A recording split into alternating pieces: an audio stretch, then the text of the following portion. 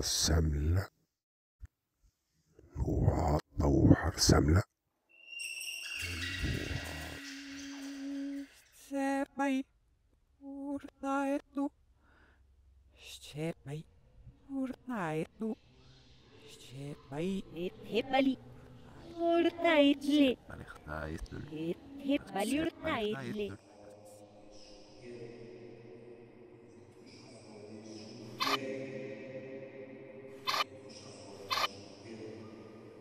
The Theatre and the Plague.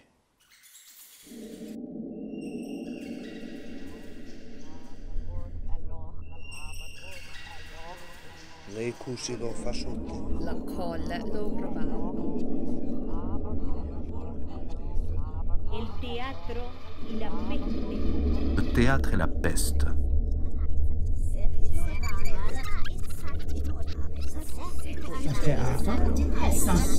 ja peste.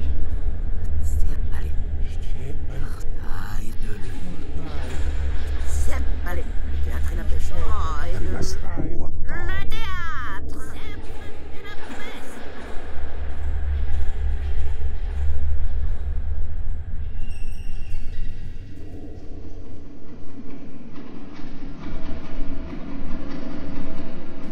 Les archives de la petite ville de Cagliari, en Sardaigne, contiennent la relation d'un fait historique et étonnant.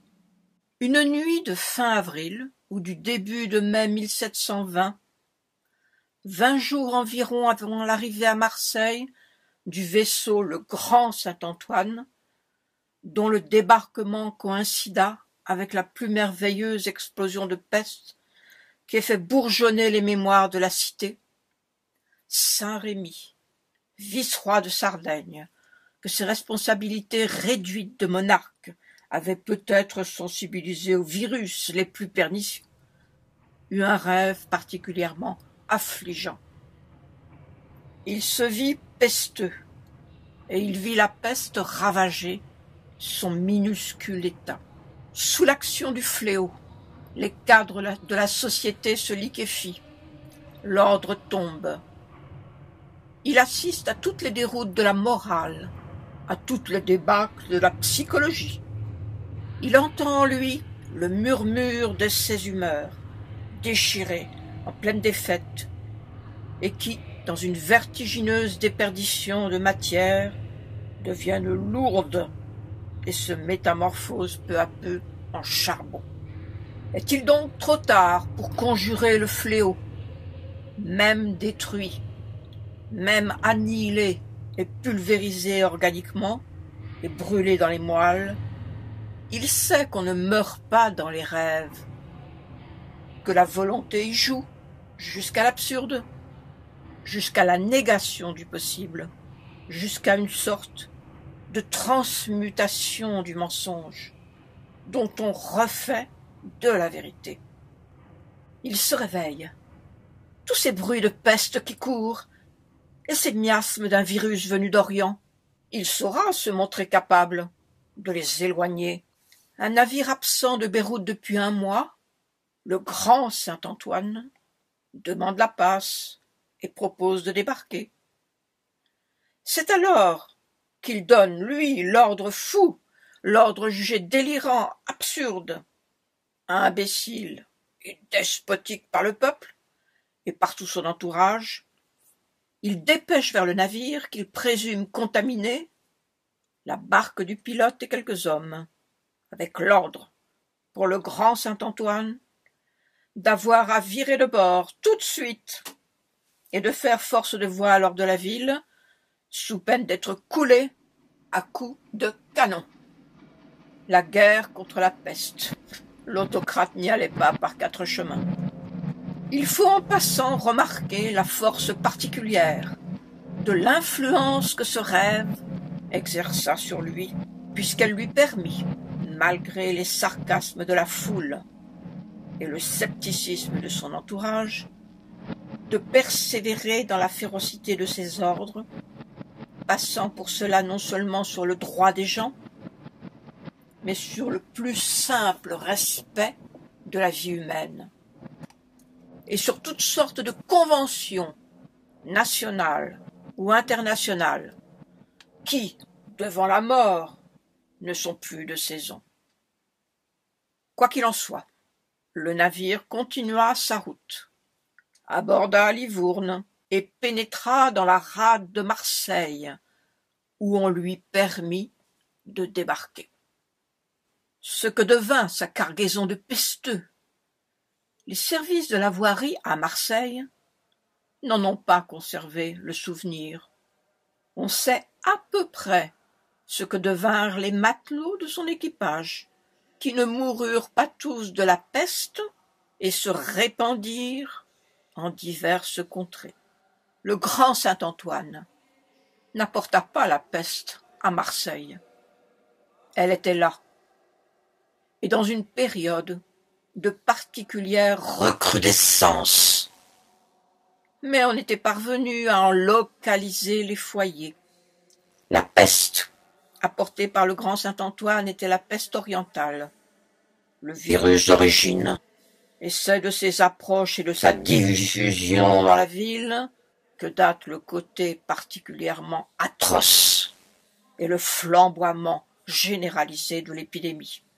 Et ceci inspire quelques pensées. Cette peste, qui semble réactiver un virus, était capable, toute seule, d'exercer des ravages sensiblement égaux, puisque, de tout l'équipage, le capitaine fut le seul à ne pas attraper la peste. Et d'autre part, il ne semble pas que les pestiférés nouveaux venus aient jamais été en contact direct avec les autres, parqués dans des quartiers fermés. Le grand Saint-Antoine, qui passe à une portée de voix de Cagliari en Sardaigne, n'y dépose point la peste, mais le vice-roi en recueille en rêve certaines émanations. Car on ne peut nier qu'entre la peste et lui ne se soit établie une communication pondérable, quoique subtile, et il est trop facile d'accuser dans la communication d'une maladie pareille la contagion par simple contact. Mais ces relations entre Saint-Rémy et la peste, assez fortes pour se libérer en images dans son rêve, ne sont tout de même pas assez fortes pour faire apparaître en lui la maladie. Quoi qu'il en soit, la ville de Cagliari, apprenant quelque temps après que le navire, chassé de ses côtes par la volonté despotique du prince miraculeusement éclairé, était à l'origine de la grande épidémie de Marseille, recueillit le fait dans ses archives, où n'importe qui peut le retrouver.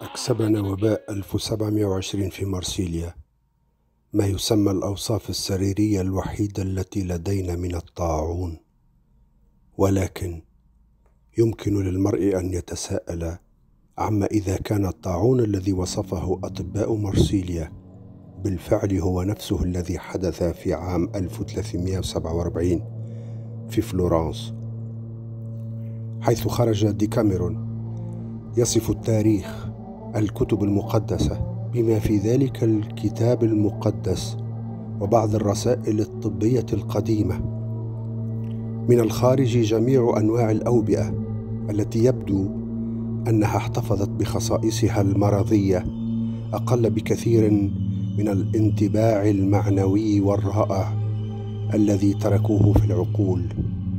ربما هم الذين كانوا على حق، لأن الدواء سيجد صعوبة كبيرة في تحديد فرق جوهري بين الفيروس الذي مات منه بيريكلاس قبل سيراكوز. إذا كانت كلمة فيروس في الواقع ليست مجرد وسيلة لفظية، وتلك التي تظهر وجوده في الطاعون الذي وصفه أبيقراط والذي تقدمه لنا العلاجات الطبية الأخيرة كنوع من الطاعون الكاذب. ولهذه المعاهدات نفسها سيكون هناك وباء أصيل. فقط الطاعون من مصر الذي ينبثق من المقابر التي اكتشفها انكماش النيل، يتفق الكتاب المقدس وهيرودوت على الإبلاغ على المظهر المبهر للطاعون الذي أهلك بين عشية وضحاها 180,000 رجل من الجيش الآشوري، وبالتالي إنقاذ الإمبراطورية المصرية. إذا كانت الحقيقة صحيحة فيجب اعتبار الآفة أداة مباشرة أو تجسيد لقوة ذكية ترتبط ارتباطا وثيقا بما نسميه الإماتة، وهذا مع أو بدون جيش الجرذان الذي ألقى بنفسه في تلك الليلة على القوات الآشورية التي استغلتها في بضع ساعات. والحقيقة مشابهة للوباء الذي انفجر عام 660 قبل الميلاد في مدينة ميكو المقدسة في اليابان خلال تغيير بسيط للحكومة.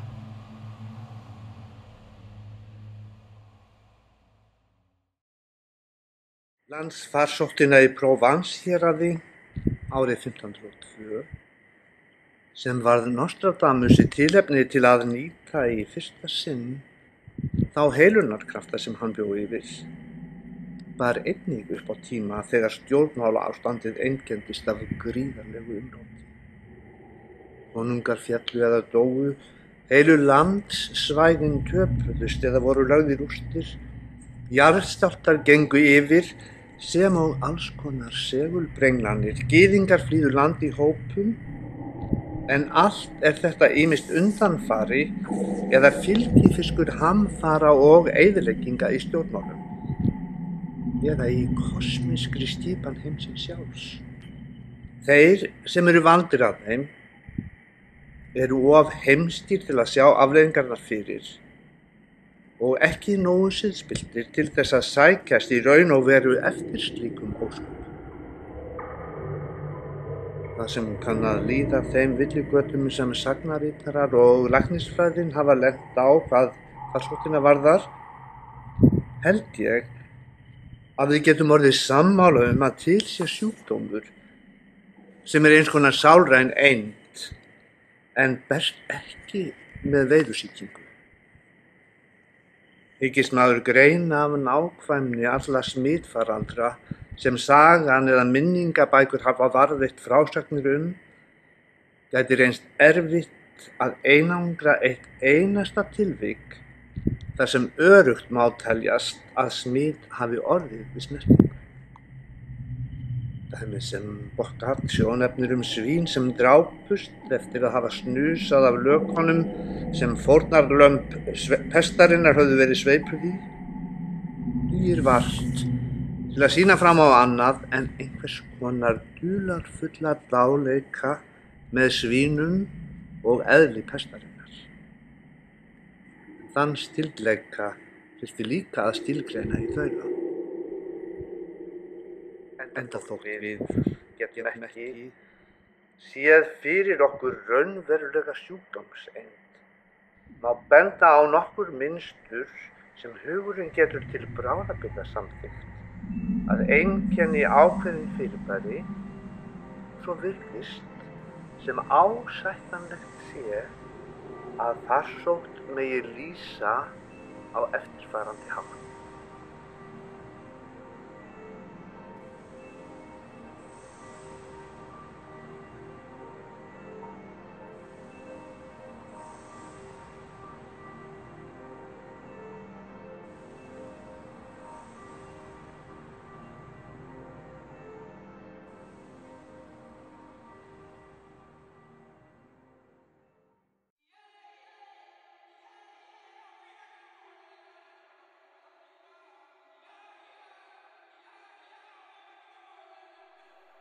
Inkarre kamavonele ya ntiso ya ngqondo kuhumelela tindhawu ta ku tshuka.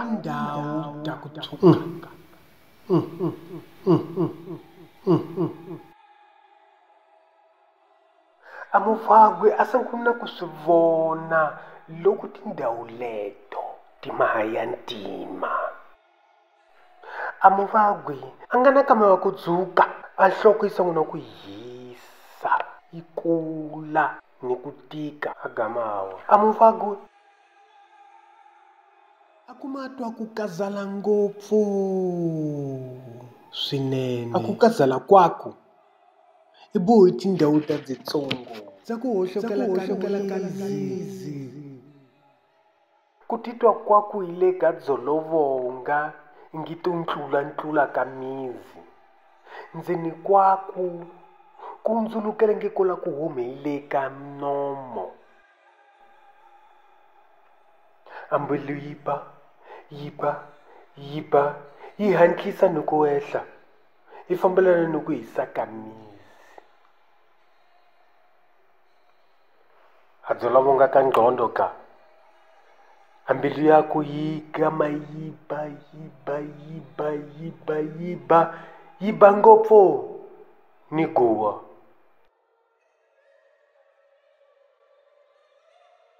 amatihlo ya muvabyi yi tshuka i ndzilo a lirimi yi kula ku sungula ya ku basa yi tshuka yi game mahe ya ntima ingi makhala a lirimi yi pfinya muvabyi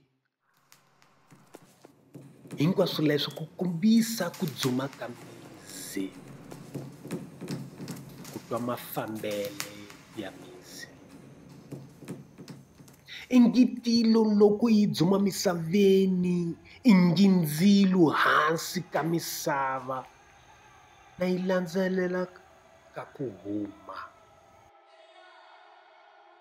makazi ka tindhawu ya ku tshuka ku humelela ka ku fehla a kumbenyani ku humelela ku fana ni rhumbana ka ndzilo a mizi tala hi swirhumbana ku fana ni ndzilo ni na tindhawu misaveni a swirhumbana na tona ti na tindhawu ka mizi a swirhumbana swi humelela kusuhe ni xiluma ni makehele lomu wa mizi u susaku handle hinkwaswo swa ku bola ka vutomi a rhumbana a ya ku kazata ka ndhawu ya mizi a yi hlayi ku wa vutomi a yi na ndhawu ka yi nceka ku dahiwa swinene ku fana na kolera ya ku basa amavagu ya ku kazata hi leyi yako a yi tikombisi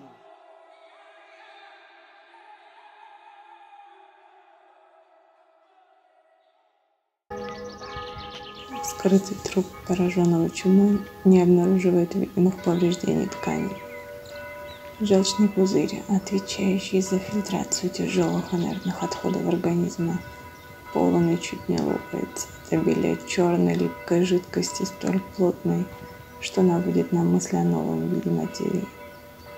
Кровь в артериях и венах такая же черная и липкая. Плоть тверда, как камень. На стенках мембран желудка, кажется, начались многочисленные кровоизлияния. Все говорит о глубинном нарушении секреции. Но нет ни отмирания, ни разрушения материи, как при проказе или сифилисе. Даже кишки – место самых кровавых расстройств, где вещество доходит до невероятной степени гниения и отвердения. Кишки органически не поражены. Желчный пузырь, из которого приходится почти вырывать содержащийся в нем затвердевший гной, как при некоторых человеческих жертвоприношениях, острым ножом из обсидиана, прозрачным и твердым. Желчный пузырь гипертрофирован и хрупок, но цел, в нем все на месте. Нет видимых поражений, нет разрушенных тканей. Однако в некоторых случаях поврежденные легкие и мозг чернеют и становятся гангренозными. Размягченные, изъеденные легкие падают хлопьями вниз лесного черного вещества. Мозг расплавлен, отшлифован, измочен в порошок, превращен во что-то похожее на черную угольную пыль.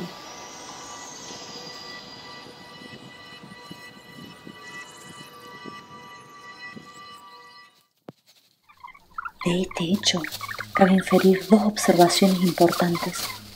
Que en el síndrome de la peste no hay a veces gangrena del cerebro o los pulmones, que el apestado está perdido, aunque no se le pudra ningún miembro.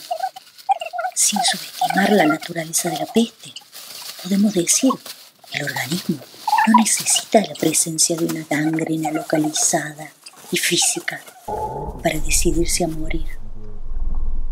Segunda observación, los únicos órganos que la peste ataca y daña realmente, el cerebro y los pulmones, dependen directamente de la conciencia y de la voluntad. Podemos dejar de respirar o de pensar, podemos apresurar la respiración, alterar su ritmo, acelerarla, consciente o inconsciente, introducir un equilibrio entre los dos modos de respiración, el automático, gobernado por el gran simpático, y el otro, gobernado por los reflejos del cerebro, que hemos hecho otra vez conscientes. Podemos igualmente apresurar, moderar el pensamiento, darle un ritmo arbitrario, podemos regular el juego inconsciente del espíritu. No podemos gobernar el hígado, que filtra los humores, y el corazón, y las arterias, que redistribuyen la sangre, ni intervenir en la digestión, ni detener o precipitar la eliminación de las materias en el intestino. La peste parece, pues, manifestar su presencia afectando los lugares del cerebro, los particulares puntos físicos donde pueden manifestarse o están a punto de manifestarse. La voluntad humana, el pensamiento y la conciencia. En 1880 et quelques, un docteur français du nom de Yersin, qui travaille sur des cadavres d'Indo-Chinois morts de la peste, isole un de ces têtards au crâne arrondi et à la queue courte qu'on ne décèle qu'au microscope, et il appelle cela le microbe de la peste. Ce n'est là à mes yeux qu'un élément matériel plus petit, infiniment plus petit, qui apparaît à un moment quelconque du développement du virus, mais cela ne m'explique en rien la peste. Et je préférerais que ce docteur me dise pourquoi toutes les grandes pestes ont, avec ou sans virus, une durée de 5 mois, après laquelle leur virulence s'abaisse. Et comment cet ambassadeur turc, qui passait par le Languedoc vers la fin de 1720, a pu indiquer une sorte de ligne qui, par Avignon et Toulouse, rejoignait Nice à Bordeaux comme la limite extrême de développement géographique du fléau, ce en quoi les événements lui donnaient raison. De tout ceci ressort la physionomie spirituelle d'un mal dont on ne peut préciser scientifiquement les lois et dont il serait idiot de vouloir déterminer l'origine géographique, car la peste d'Égypte n'est pas celle d'Orient, qui n'est pas celle d'Hippocrate, qui n'est pas celle de Syracuse, qui n'est pas celle de Florence, la noire, à laquelle l'Europe du Moyen-Âge doit ses 50 millions de morts. Personne ne dira pourquoi la peste frappe le lâche qui fuit. Personne ne dira pourquoi la peste frappe le lâche qui fuit et épargne le paillard qui se satisfait sur des cadavres. Pourquoi l'éloignement, la chasteté, la solitude sont sans action contre les atteintes du fléau? Et pourquoi tel groupement de débauchés qui s'est isolé à la campagne comme Boccace, avec 2 compagnons bien montés et cette dévote luxurieuse, peut attendre en paix les jours chauds au milieu desquels la peste se retire? Et pourquoi, dans un château à proximité, transformé en citadelle guerrière, avec un cordon d'hommes d'armes qui en interdisent l'entrée, la peste transforme toute la garnison et les occupants en cadavres?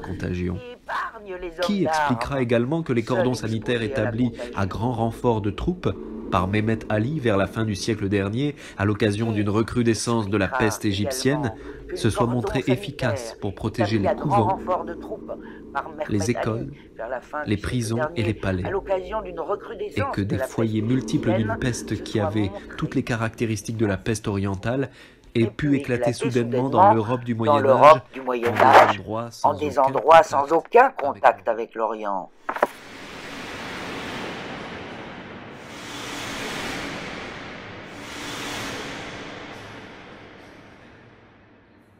De ces bizarreries, de ces mystères, de ces contradictions et de ces traits, il faut composer la physionomie spirituelle d'un mal qui creuse l'organisme et la vie, jusqu'au déchirement et jusqu'au spasme, comme une douleur qui, à mesure qu'elle croît en intensité et qu'elle s'enfonce, multiplie ses avenues et ses richesses dans tous les cercles de la sensibilité. Mais de cette liberté spirituelle avec laquelle la peste se développe, sans race, sans microbes et sans contact, on peut tirer le jeu absolu et sombre d'un spectacle que je m'en vais essayer d'analyser.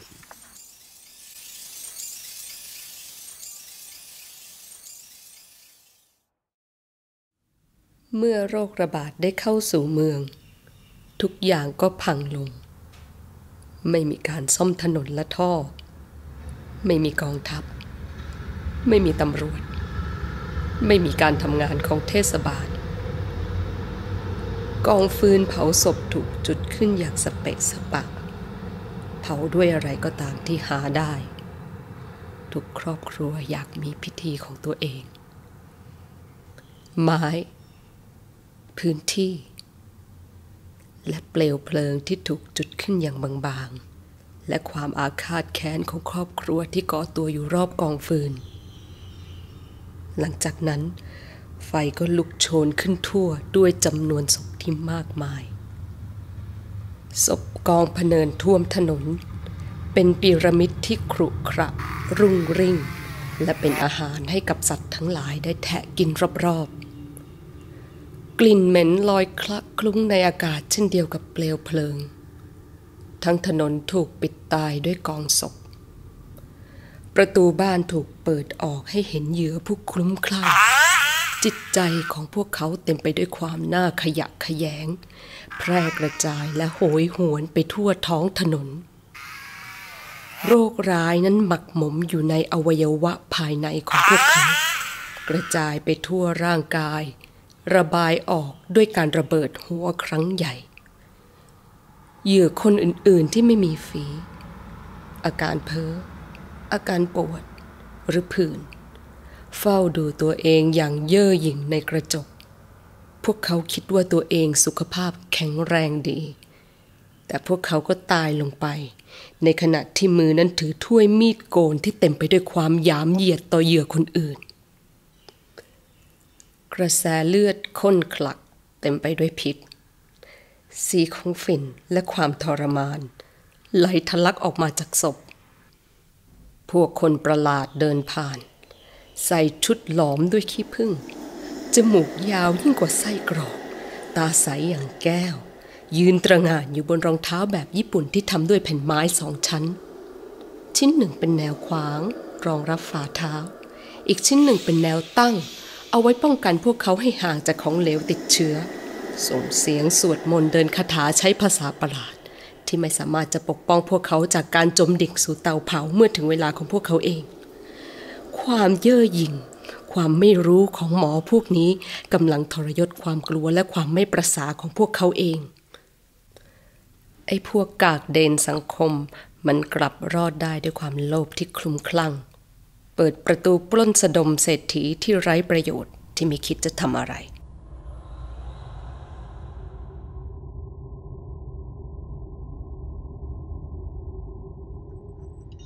Und hier nun setzt das Theater ein. Das Theater. Das heißt, die unmittelbare Willkür, die zu Akten ohne Nutzen und Gewinn für die Aktualität treibt. Die letzten Überlebenden geraten außer sich. Der Sohn, bislang gehorsam und tugendhaft, tötet seinen Vater. Der Kontinent treibt sodomitische Unzucht mit seinem Nächsten. Der Lasterhafte wird rein. Der Geizhals wirft sein Gold mit vollen Händen zum Fenster hinaus. Der Kriegsheld steckt die Stadt an, für deren Rettung er sich einst aufgeopfert hat. Der eitle Geck putzt sich heraus und spaziert durch die Beinhäuser. Weder die Vorstellung der Straflosigkeit noch die des nahen Todes motivieren hinreichend so willkürlich absurde Handlungsweisen bei Leuten, die nicht daran glauben, dass der Tod wirklich ein Ende setzen könne. Und wie soll man diesen erotischen Fieberausbruch bei geheilten Pestkranken erklären, die, anstatt zu fliehen, an Ort und Stelle bleiben und Sterbenden, ja Toten, die halb zerquetscht unter Haufen von Leichen liegen, wie der Zufall sie gebettet hat, eine verwerfliche Wollust entreißen? Doch wenn es einer höheren Geißel bedarf, um diese frenetische Willkür zum Vorschein kommen zu lassen, und wenn diese Geißel Pest heißt, so könnte man vielleicht untersuchen, was diese Willkür für unsere Gesamtpersönlichkeit bedeutet. Der Zustand des Pestkranken, der ohne Substanzzerstörung stirbt, mit allen Stigmata eines unumschränkten, beinahe abstrakten Leidens an sich, ist eins mit dem Zustand des Schauspielers, den seine Gefühle ausloten bis zum Grund, den sie aufwühlen ohne Gewinn für die Wirklichkeit. Das ganze körperliche Aussehen des Schauspielers wie des Pestkranken zeigt, dass das Leben auf den Paroxysmus reagiert hat und dennoch ist nichts geschehen. Zwischen dem Pestkranken, der schreiend dahinjagt in der Verfolgung seiner Vorstellungen, und dem Schauspieler in Verfolgung seiner Sensibilität, zwischen dem Lebendigen, der sich Figuren erschafft, auf die er sonst niemals verfallen wäre und denen er inmitten eines Publikums von Leichen und rasenden Irren Wirklichkeit verleiht, und dem Dichter, der ganz unangebracht Figuren erfindet und sie einem gleichermaßen trägen oder rasenden Publikum überantwortet, gibt es noch andere Parallelen, die über die einzigen Wahrheiten Rechenschaft ablegen, die zählen und die Wirkung des Theaters wie die der Pest auf die Ebene einer echten Epidemie erheben.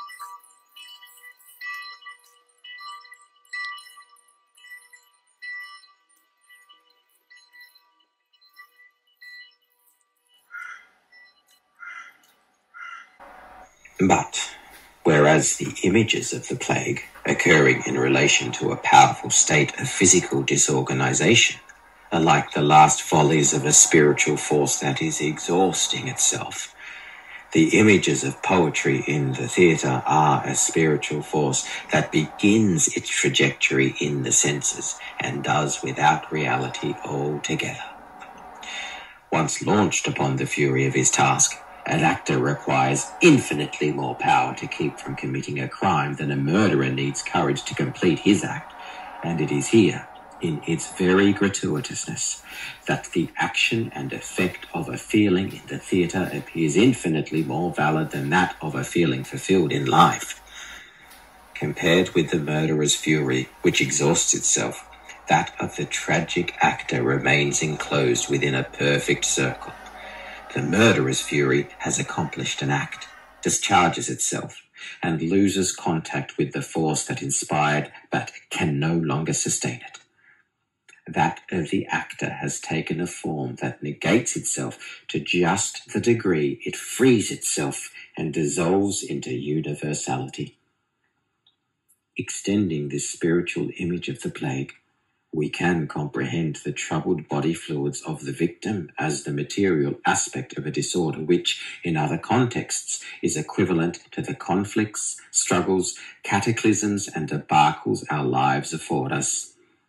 And just as it is not impossible that the unveiling despair of the lunatic screaming in an asylum can cause the plague by a sort of reversibility of feelings and images, one can similarly admit that the external events, political conflicts, natural cataclysms, the order of revolution and the disorder of war, by occurring in the context of the theatre, discharge themselves into the sensibility of an audience with all the force of an epidemic.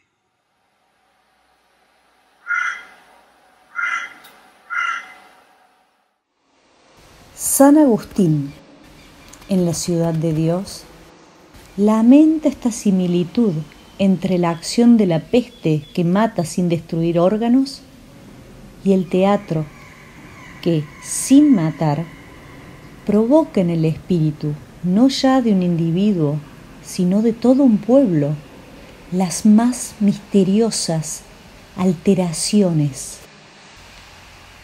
Sabed, dice, quienes lo ignoráis, que esas representaciones, espectáculos pecaminosos, no fueron establecidos en Roma por los vicios de los hombres, sino por orden de vuestros dioses.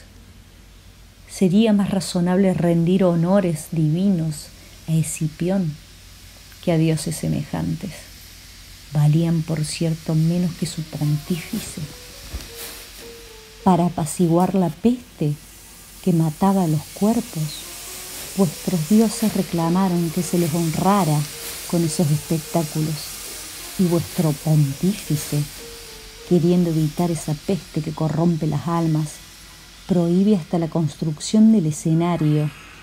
Si os queda aún una pizca de inteligencia y preferís el alma al cuerpo, mirad a quién debéis reverenciar, pues la astucia de los espíritus malignos, previendo que iba a cesar el contagio corporal, aprovechó alegremente la ocasión para introducir un flagelo mucho más peligroso, que no ataca el cuerpo, sino las costumbres. En efecto, es tal la ceguera, tal la corrupción que los espectáculos producen en el alma, que aún en estos últimos tiempos, gente que escaparon del saqueo de Roma y se refugiaron en Cartago, y a quienes domina esta pasión funesta, estaban todos los días en el teatro, delirando por los histriones.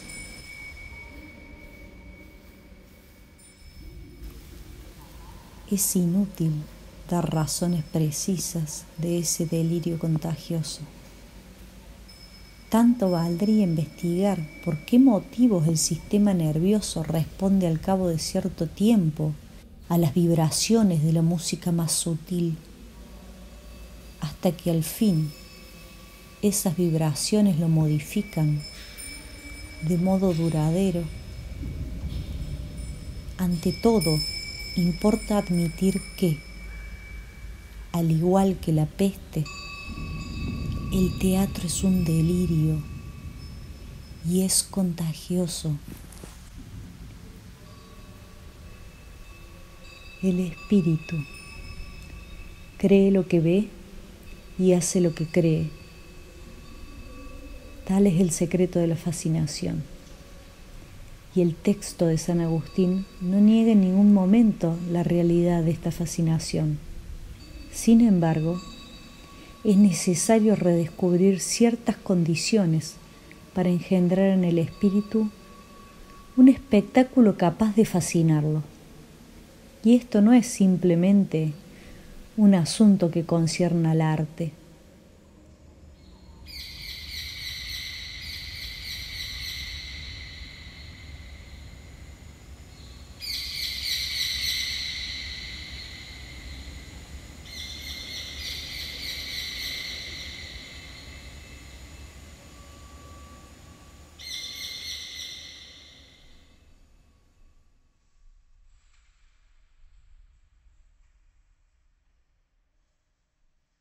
Því leikhúsið eins og farsóttin. Það ekki vegna þess eins að það hefur sömu áhrif á mannfjölda og hún og kemur honum í sams konar uppnám. Í leikhúsinu eins og við farsótt eitthvað sem í senn sigrar og hefnir sín. Skyndilegi eldur sem farsóttin kveikir hvarvetna þar sem hún geysar. Við finnum sterkt á okkur að hann ekkert minna en fjöldamorð. Svo geysilegar samfélagshamfarir, slík ógurleg líkamsröskun, þessir taumlausu lestir, þessar ógnarsæringar sem hrekja sálina út á ystu nöf.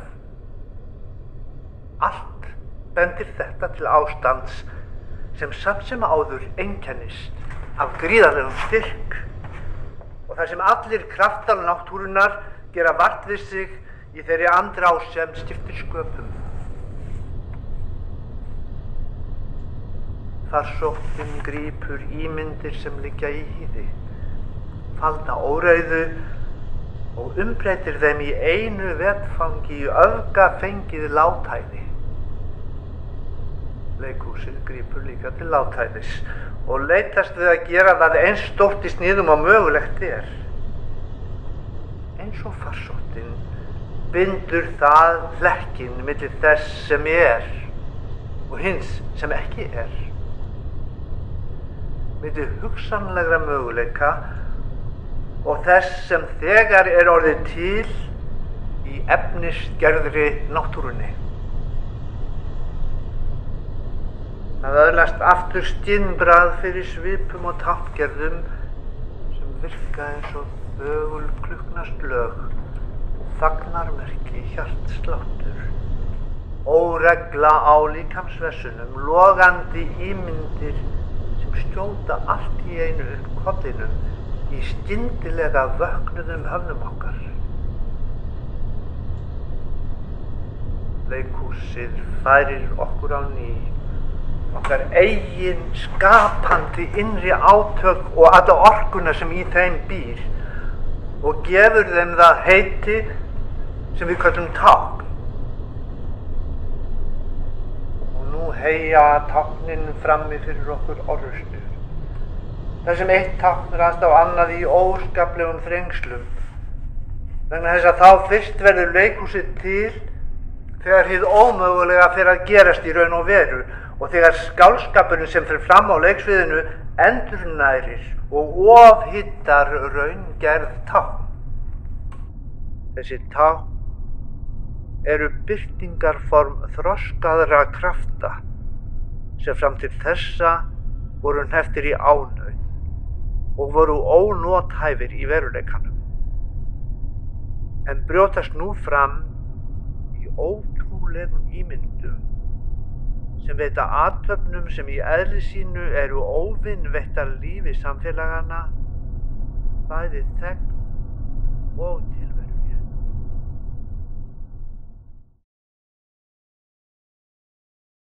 Ein wirkliches Theaterstück stört die Ruhe der Sinne auf, setzt das komprimierte Unbewusste frei, treibt zu einer Art virtuellen Revolte, die übrigens nur dann ihren ganzen Preis wert sein kann, wenn sie virtuell bleibt und den versammelten Kollektiven eine schwierige und heroische Haltung auferlegt. So sehen wir in Fort Annabella zu unserer größten Bestürzung wie ein geschlagenes Wesen, sobald sich der Vorhang hebt, den unverschämten Anspruch auf Inzest vertritt und zu seiner Verkündung und Rechtfertigung mit allem Nachdruck seine Jugendlichkeit und seine Bewusstheit geltend macht. Keinen Augenblick ist es wankelmütig. Keine Minute lang zögert es und zeigt auf diese Weise, wie wenig alle Schranken bedeuten, die ihm in den Weg gelegt werden können. Noch im Verbrechen beweist es Heroismus und diesen Heroismus stellt es verwegen zur Schau. Alles treibt es in diese Richtung vorwärts, alles macht es überschwänglich, weder Himmel noch Erde kümmern es, einzig und allein die Macht seiner konvulsivischen Leidenschaft, der die ebenso rebellische, ebenso heroische Leidenschaft Annabellas entspricht. Nicht aus Reue weine ich, sagt sie, sondern aus Angst, nicht ans Ziel meiner Leidenschaft zu gelangen. Alle beide heucheln und fälschen und lügen sie, um ihrer übermenschlichen Leidenschaft willen, die die Gesetze eindämmen und schikanieren, die sie aber über die Gesetze erheben werden. Rache um Rache, Verbrechen um Verbrechen. Gerade wenn wir sie bedroht, umstellt verloren glauben, wenn wir sie wie Opfer beklagen möchten, geben sie zu erkennen, dass sie drauf und dran sind, es dem Schicksal Drohung für Drohung und Schlag für Schlag heimzuzahlen. Wir begleiten sie beide von Exzess zu Exzess, von Forderung zu Forderung. Annabella wird gefangen genommen, des Ehebruchs, des Inzests überführt, mit Beleidigungen überschüttet, mit Füßen getreten, an den Haaren geschleift, und groß ist unsere Bestürzung darüber, dass sie nicht etwa nach einer Ausflucht sucht, sondern ihren Henker sogar noch herausfordert und in einer Art von hartnäckigem Heroismus in Gesang ausbricht. Das ist der Gipfel der Revolte, ist unaufhörliche, exemplarische Liebe, die uns Zuschauer vor Angst keuchen lässt bei der Vorstellung, niemand und nichts könnte sie je zur Besinnung bringen.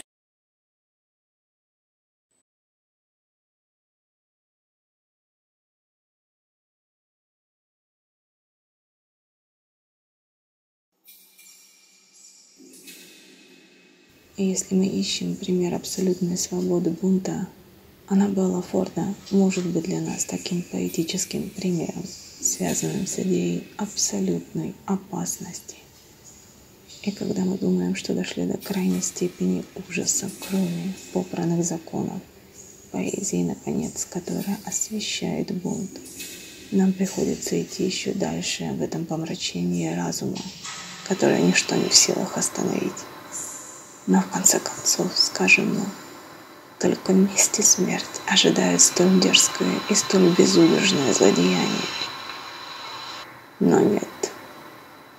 Джованни, любовник, вдохновленный восторженным поэтом, поднимается над местью и преступлением благодаря новому преступлению, страстному и неописуемому, превосходя страх и ужас посредством еще большего ужаса, который опрокидывает законы, мораль и тех, кто осмеливается выступить поборниками справедливости. Ловушка сплетена умело. Большой праздник подготовлен. Среди гостей скрываются сыщики и наемные убийцы, готовые по первому сигналу броситься на него. Но этот загнанный, обреченный человек, вдохновленный любовью, никому не позволит вынести приговор этой любви. Как если бы он хотел сказать: вы хотите кожу моей любви? Это буду я, кто бросит вам эту любовь в лицо, кто окропит вас кровью той любви, до высот которой вы не способны подняться. И он убивает свою возлюбленную и вырывает у нее сердце, будто собираясь полакомиться им посреди пира, на котором его самого хотели бы сожрать. И прежде чем его казнят, он убивает и соперника, мужа своей сестры, посмевшего встать между ним и его любовью. Он убивает его в своей последней схватке, которая кажется его собственным спазмом агонии.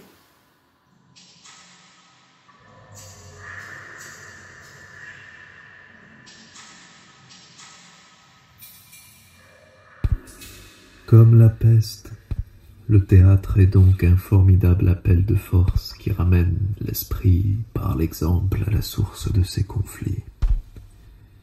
Et l'exemple passionnel de Ford n'est, on le sent très bien, que le symbole d'un travail plus grandiose et tout à fait essentiel. La terrorisante apparition du mal, qui dans les mystères d'Éleusis s'était donnée dans sa forme pure et était vraiment révélée, répond au temps noir de certaines tragédies antiques que tout vrai théâtre doit retrouver. Si le théâtre essentiel est comme la peste, ce n'est pas parce qu'il est contagieux, mais parce que, comme la peste, il est la révélation, la mise en avant, la poussée vers l'extérieur d'un fond de cruauté latente par lequel se localisent sur un individu ou sur un peuple toutes les possibilités perverses de l'esprit. Comme la peste, il est le temps du mal, le triomphe des forces noires, qu'une force encore plus profonde alimente jusqu'à l'extinction. Il y a en lui, comme dans la peste, une sorte d'étrange soleil. Une lumière d'une intensité anormale, où il semble que le difficile et l'impossible même deviennent tout à coup notre élément normal. Et l'Annabella de Ford, comme tout théâtre vraiment valable, est sous l'éclat de cet étrange soleil. ressemble à la liberté de la peste, où de degré en degré, d'échelon en échelon, l'agonisant gonfle son personnage, où le vivant devient au fur et à mesure un être grandiose et surtendu. On peut dire maintenant que toute vraie liberté est noire et se confond immanquablement avec la liberté du sexe qui est noire elle aussi, sans que l'on sache très bien pourquoi. Car il y a longtemps que l'éros platonicien, le sens génésique, la liberté de vie, a disparu sous le revêtement sombre de la libido que l'on identifie avec tout ce qu'il y a de sale, d'abject, d'infamant dans le fait de vivre, de se précipiter avec une vigueur naturelle et impure, avec une force toujours renouvelée vers la vie. Et c'est ainsi que tous les grands mythes sont noirs, et qu'on ne peut imaginer hors d'une atmosphère de carnage, de torture, de sang versé, toutes les magnifiques fables qui racontent aux foules le premier partage sexuel et le premier carnage des sens.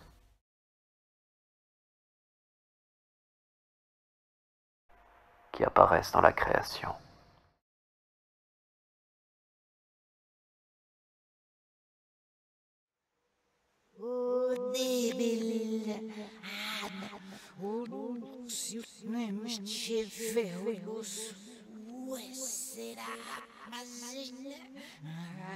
O teatro, como a peste, é feito à imagem dessa carnificina, dessa essencial separação.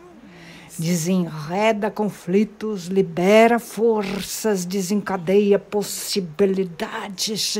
E se essas possibilidades e essas forças são negras, a culpa não é da peste ou do teatro, mas da vida.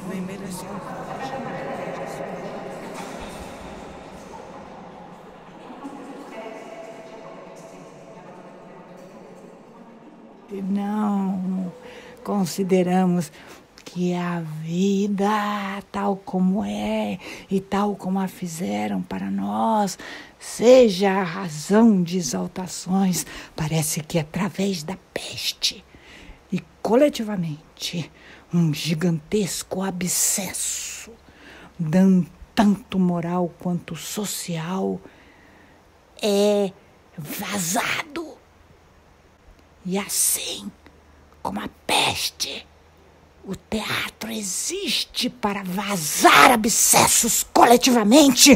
Pode ser que o veneno do teatro, lançado no corpo social, o desagregue, como diz Santo Agostinho. Mas ele o faz como uma peste, um flagelo vingador, uma epidemia salvadora, na qual épocas crédulas pretenderam ver o dedo de Deus, e que nada mais é do que a aplicação de uma lei da natureza em que todo gesto é compensado por outro gesto e toda ação por sua reação. O teatro, como a peste, é uma crise que se resolve pela morte ou pela cura, e a peste é um mal superior porque é uma crise completa, após a qual resta apenas a morte ou uma extrema purificação. Também o teatro é um mal, porque é o equilíbrio supremo que não se adquire sem destruição. Teatro convida o espírito a um delírio que exalta suas energias. E para terminar, pode-se observar que, do ponto de vista humano, a ação do teatro, como a ação da peste, é benfazeja, pois, levando os homens a se verem como são, faz cair a máscara, põe a descoberto a mentira, a tibieza, a baixeza, o engodo. Sacode a inércia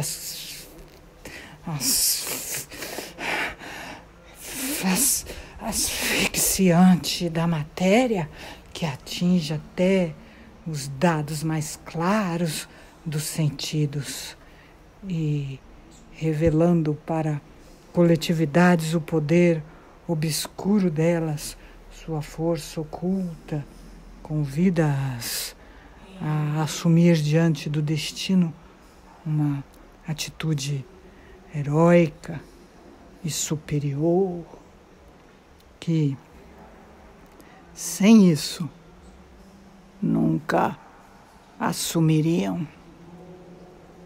E a questão que agora se coloca é saber se nesse mundo em declínio, que está se suicidando sem perceber, haverá um núcleo de homens capazes de impor essa noção superior do teatro que devolverá a todos nós, o equivalente, natural, mágico dos dogmas em que não acreditamos mais.